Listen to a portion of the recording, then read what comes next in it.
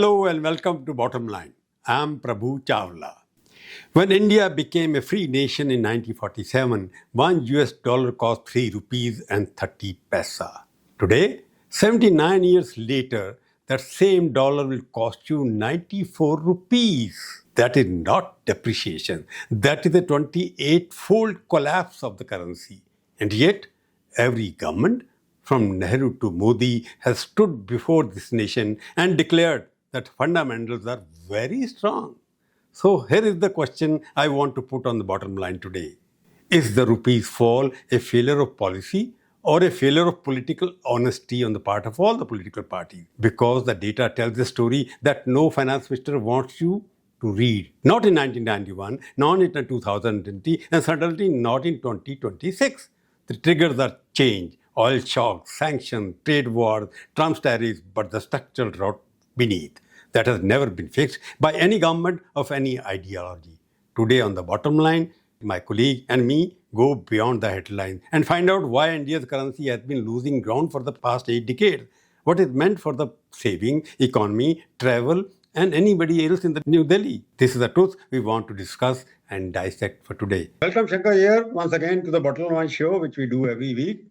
Today we are going to discuss whether rupee is still going to fall further or it is going to stabilize at 94 today. It was almost 94 today. It's the biggest ever fall during the couple of past few months. Are you convinced that it's not India alone, but rest of the countries' currencies are also following? But it seems only India is falling faster than others. Is it true?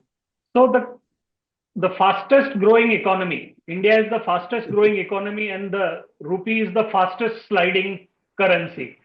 Since last year, if you notice that even when the dollar was going weak because of Donald Trump's tariffs, the rupee was going down. Then the dollar became strong, then the rupee was going wrong. So the rupee is going down no matter what happens to the dollar. Last year, we had a capital account problem, which means that inflows were there, net FDI was low, FIIs were selling. They thought that this year sab changa ho jayega, we will do everything. This year, in just this 30 days of March, FIIs have sold 1 lakh crore worth of shares. Instead of going into a reason first, let us look at the collapse of the rupee first. Today I saw on the social media that even in terms of currency, Afghan currency rupee has fallen. It was 6 months ago, it was 7.79 of Afghan rupee to a rupee, Indian rupee. Now it is 1.43. Even Afghani currency is doing better than India. What is happening? Something wrong with our system. But how far, if you look at the last 3-4 months, we'll go to the reasons later, but let us first record how much it has fallen in the last 1 month alone or 2 months alone. For example, Canadian dollar, I'm going abroad, I wanted to buy Canadian dollar. 6 months ago, it was 58 rupees. Today, I'm buying it at 68 rupees, 58 to 68. Suddenly, what is happening? Yes. In January, it was 60 rupees. It is 68 rupees now. In January, the dollar was 89 rupees. The dollar is now 95. And 3 or 4 banks have said that the rupee will hit 98. That is its best case scenario. Worst case scenario is 110. So we are about to hit a century. We are going to hit a century. By the end, that's what they are saying. If the war lasts for more than 1 month, the rupee will touch 110. That is what Goldman Sachs, Bernstein, all these investment bankers and analysts are saying. The question, Prabhu, is that the rupee is not falling just this year. It was falling last year also. So it means that if you compare rupee with the rest of the currency, for example, you create yen, I'm telling you, Afghan rupee is doing better than Indian rupee. Bangladeshi is not fallen that much. Yen has not fallen that much. If you look at globally, earlier it was some kind of global connectivity. We were also falling. But at the moment, when dollar was supposed to be weakening, and all other currencies are falling simultaneously, why are we falling? That is the question. And why are we falling so fast? So there are other currencies are even appreciating. We are the only ones which are falling. So this is like the free fall. No matter what happens, the rupee is falling. So to go back to my theory, this is the biggest paradox is that the fastest growing economy, world number 1 economy, and the world number 1 falling currency. Something is seriously paradoxical about it. And I think that No. I'll stop you. If you're saying this is faster growing economy in the world, about 6 to 7%, is what the figures are coming out, yet rupee is falling, yet demand is not increasing that much. There must be some contradiction between these two things. No? If rupee is falling, production is not picking up. People now, if the gas shortage is happening, that is a different thing. But if the GDP is growing really at 6%, so import value must have gone up by now, by rupee falling. so let's step back a little. So 8 minute step back a little. Let's go before Iran war. What was the scene? Before Iran war, you had the rupee falling. It is not that as if only because of Iran war it is falling. Correct. Before Iran war, other currencies were appreciating against the dollar and we were depreciating. Before the war, the FIIs were selling. Why were the FIIs selling? Because India is one of those rare economies where although GDP growth is 7%, 7.5% according to the latest data, the earnings of the companies, despite the GST bonanza and everything, the earnings of the companies are only at 5%, 6%. In the previous years, you would remember, Prabhu, when 2007, 9, and then even earlier, when the GDP grew by 7, 8%, company earnings would shoot up and, you could feel good, that feel good factor was visible. Now, because there is this huge divergence, no foreign investor wants to hold the Indian equity. They say that it is very high valuation and very low earnings. So they start selling.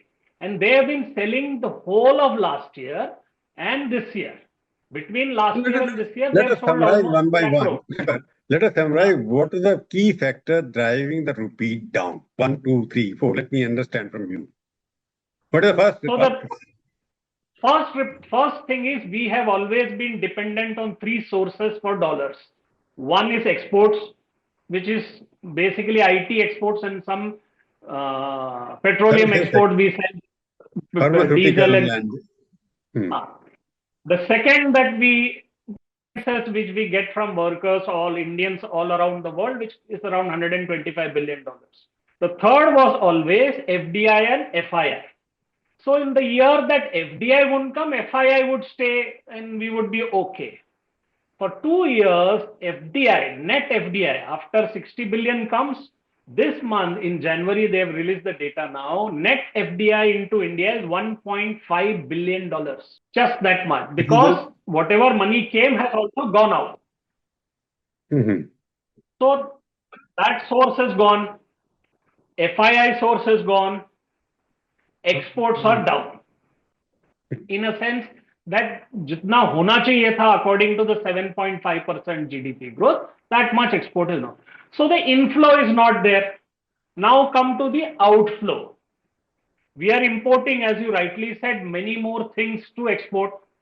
We are also importing a lot of capital goods from China. From our balance of trade with China is at its highest deficit ever. Then we are also spending more on oil since the war. Even at $70, $75, Indian crude basket was around 80, 85 because we buy different crude oil. Now the Indian basket, which is the mix of Dubai, Oman, Russian, Iranian, all those oil together, we are paying around $130 per barrel. Now every time you withdraw money for the oil, the rupee goes down. And when the rupee goes down, the FII sell. It double whammy hai, sir. Government of India and spokesperson, finance minister, everybody speaking because they use this falling rupee during Manmohan Singh time. Everybody spoke about it, including Prime Minister Modi. Ki rupaya gir raha hai, ye gir raha hai. They all fund even the Bollywood film star, Bollywood also spoke about this. But now they think our fundamentals are strong. What do they mean by fundamentals are strong and therefore we need not worry? It's a temporary phenomenon. It is not a collapse. It is just a seasonal variation. So do you agree? Balance, are the fundamentals strong? Yeah, everything is how it is shown. Statistics can be tortured to say any story. So here what we have done is our fiscal deficit is truly manageable. So we are borrowing less over the last 3-4 years, or at least the borrowing is not galloping. Although we are spending more money, we are giving free food, free this, 12 lakh crores in infrastructure, all that. So the fiscal deficit, which is the difference between government's earnings and government's expenditure, we have kept it steady. Now that has not come down because we are very strong and everything. That is because every year we are getting 1 lakh crore, 2 lakh crore from RBI. How does RBI make that money? RBI earns a profit over what all the dollars that come in and dollars that go out. So RBI has a foreign exchange reserve of $710 billion, out of which around $400 billion would be 3 years old, 4 years old.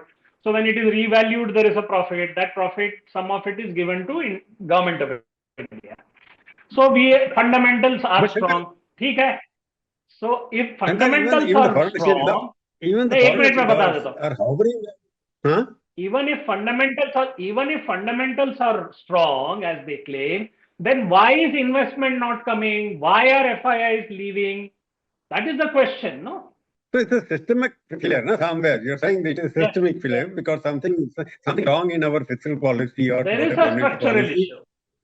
There is a structural problem there. Now that what coming back to that, for example, if the fundamentals were strong, I'm just talking about it, that even the foreign exchange reserves, which are hovering around between 650 billion to 700 for the past 3 years. Earlier they were going up very speed rate, because if you look at the 10 years gap, it has gone up by almost 40%, 50% when Modi took over. But suddenly there seems to be stagnation, not going at the same speed as they were going earlier. So fundamental reason is rupee is losing because more dollars which are coming at a much better speed in terms of FII, FDI, they are not coming. That's one. Number two, exports are not growing as fast as the imports are growing. That's number two. And number three, your deficit financing, which was about to be 3%, now it is reaching almost 5%. So fundamentals are this is what people are saying. Is it? Do you think that could be the reason contributing the collapse of rupee? So there is a certain arrangement that this government has come to agree with, that they will keep inflation down. To keep inflation down, they will spend in certain ways. Then they will keep fiscal deficit down, for which they will do borrowing. Now, if you are managing the balance of both sides without addressing the structural issue, now for an economy to grow at 7.5%, 8%, at least 20% of its GDP should be exports, which is not the case now. So that means that you are earning fewer dollars and spending more dollars. You're earning less dollars and spending more dollars. The other thing is that you are earning in rupees and spending in dollars because your dollar inflow is very patchy. So when they say that we are managing structurally and all, so basically it comes to India because of the return. Now, if some fellow had bought some share at 85 rupees to the dollar and today dollar is 95 rupees, even if he had got like 30% return on his investment, if he loses 11% in the currency, तो उसका तो जय हो गया. मतलब, he is going to sell. And all these FIIs, Prabhu, they have a system where they mark their investment in dollar terms. So, so any company, say a company's share is worth 100 rupees. And in the time when, or say 100 and, let's for the sake of calculation, let me say that it was 160 rupees, which is $2. Now the share price has gone down to say 150 and the rupee dollar equation has gone to 95. So he is getting a double whammy. He's being banged on both sides. So he is selling out. So he's selling and getting out whatever dollar he can save that much. Yes, that is what he's trying to do, because net disinvestment is happening in this country in terms of foreign exchange. And what about remittances? When we were in Indian Express once in the 90s, similar thing had happened. And I had done a story saying that it is the FII's launch Quit India movement. Now, last 2 years, they are selling relentlessly. And if the market is there where it is still at Nifty at 22,000, It is because every month Indians are putting 30,000 crores into the market. So Indians are subsidizing the foreign investors. Because the other thing which looks like our oil dependency, that is the factor which is contributing to the fall of rupee, because you need more dollars to get the same amount of gas, same amount of petrol, same amount of everything. Very, Fertilizer, for very, example, you get to various things. And even everything you are importing, 85% your PNG, gas is being imported. In India, that is not increasing. Self-sufficiency in oil field is almost zero, 85%. It was 59% couple of years ago, now it is 85%. So our old oil dependency diplomacy, we did not anticipate. Therefore, more money is going because you are importing so much. So the conspiracy theory about this is, Prabhu, that the foreign companies who do exploration, the Indian companies which are doing exploration, see it more profitable to import the oil. That is the conspiracy theory.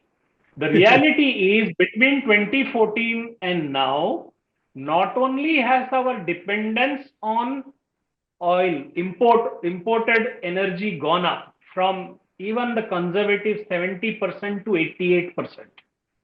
Not only has this gone up, but your output in India has gone down over the last 4 years. Now we produce less gas, less oil than we did in 2014. Now, just to give a perspective, in 2014, the dollar was 60 rupees. Now it is 95 rupees. We are importing more. So we are into what is called a vicious cycle.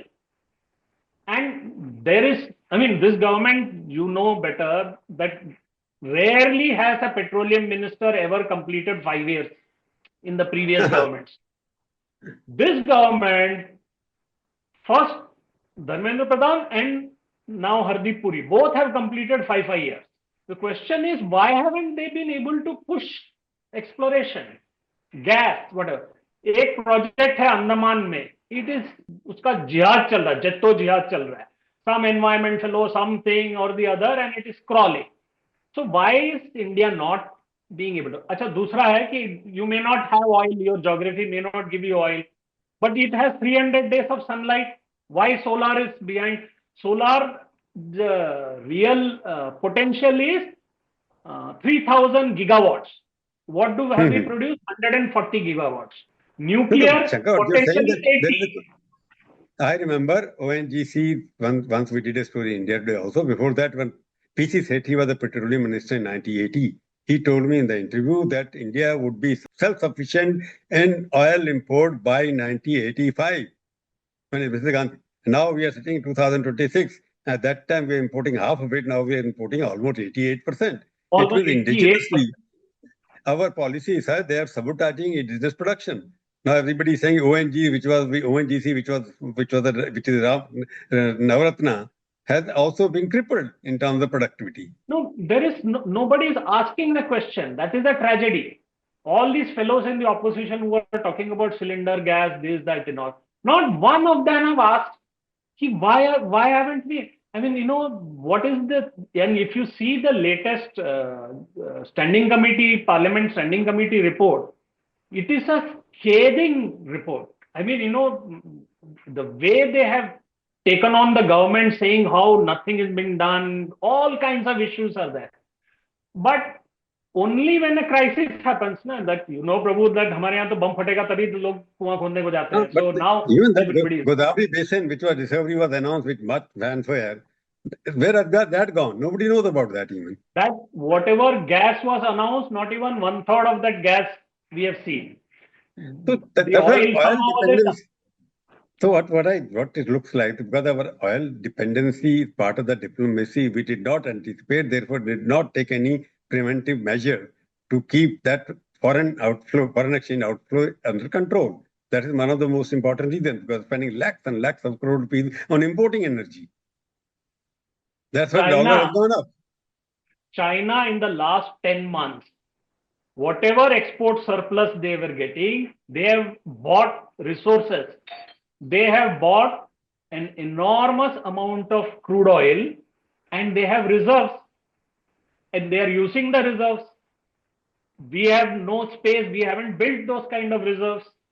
So, one concluding, I can say, Shankar, that as we recorded, one is that oil dependency is not we are taken into account. Number two, we are not bothered about exporting much more from India. Number three, we are not decided about how to do the economic diplomacy. And third, what about the deficit financing also is there because and foreign investment is also going out. But I'm asking you the final question. Do you expect any correction in the next couple of weeks or months? Or rupee will further go down to 98 or 100? It's the essentially first time. We should be bothered about that. I will be surprised if it doesn't touch 98, 99. I have a feeling that it will go down, and then when the war eases and situation resolves, we might come back a little bit. But the structural issue cannot be wished away. So what do you think? What should be done? What should the government should be worried about? They should be taking step 1, 2, 3 to resolve this problem. Because ultimately, even the middle class traveler who are supposed to be traveling in April, May, they're worried that their budget has gone up almost by 25%.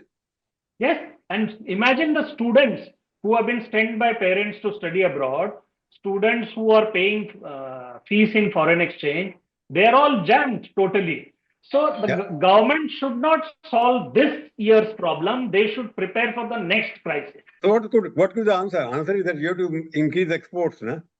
Manufacturing They sector. have to increase exports. They have to improve their efficiency. They have to produce more electricity. They have to harvest more solar energy. They should do many things. Now the question is, first they have to accept that they messed up. The problem is, Shankar, this government came back to power on the basis of falling rupee. One of the reasons which was given at that time, rupiah itna gir raha hai. Some film star made funny remark, my chaddi will fall, whatever, that kind of thing. Now government is getting the taste of its own on whatever they. So I think they have to get out of it. The elections are happening. Yes. No, it is not impacting the elections yet. It might impact in the long term. There is a wake-up call from the government to sit back and see how to reverse the falling rupee or stabilize, because people accept it now 100 rupees, because they have accepted 90 rupees, they have accepted 94 rupees, but now it is becoming almost impossible for people to even travel or get, because it reflects the cost at home also, no? Cost of commodities, everything is going up slowly and steadily. The cost that people are paying will be the price that the political party will pay in the next few elections. So let's see. Hopefully it will not touch 100. The government will be able to do some corrective measure. जैसे वो कहते हैं कि मोदी है तो मुमकिन है.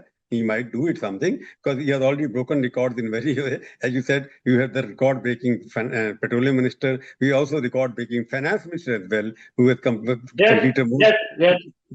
So since independence, Modi cabinet, there are about half a dozen ministers who have broken record in their tenure uninterrupted. Yet there are policy deficiencies, there are infirmities which have to be corrected. Thank you, Shankar, for joining. We'll meet again next week and discuss something else. The bottom line is the rupee is yet to touch the bottom. Thank you.